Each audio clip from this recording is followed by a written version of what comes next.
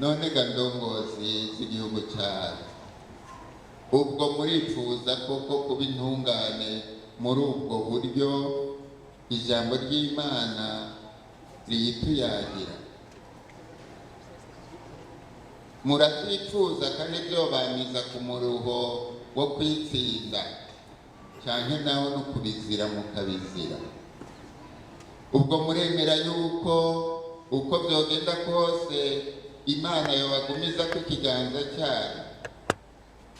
Umwe wese niyishure mu ibanga ry'umutima wiwe. Cyubahiro ukuba mwarashize Imana imbere birahimbaye rwose. Nka twebwe tweho dusanzwe twaritabye umuhamagaro wo gusukurira bene wacu ngo bayemere bayiyoboke, biraduhimbara cyane. Mugabo aragera igihe yibaza, ubwo ntibiteye akoba n'amakenga?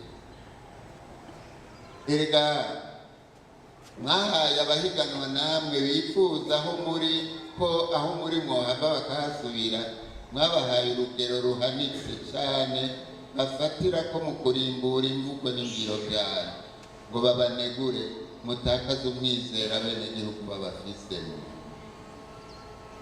Imana yaba yari Imana itanga itunga n'ibindi byiza, igatanga n'izuka byonyine atamusaraba bivangiye, byokoroshe. Mugabo uko siko Yesu Kristo yayiduhishuriye, yayitumenyesheje nyabuna nk'Imana imanira umusaraba w'urukundo rw'iyumanganye, rutiyayagiza, rutishyira hejuru, rutarondera kunguko, rutabika akabi mu nda, rutanezerezwa n'ubugunge, mugabo runezerezwa n'ukuri. Ukuba intungane yamizwa ko ikiganza cy'Imana si iby'abakristo gusa, bihamagariwe abantu bose.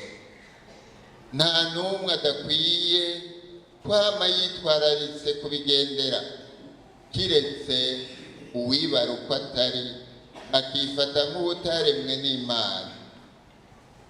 Mugabo siko twese twama twabyitwararitse.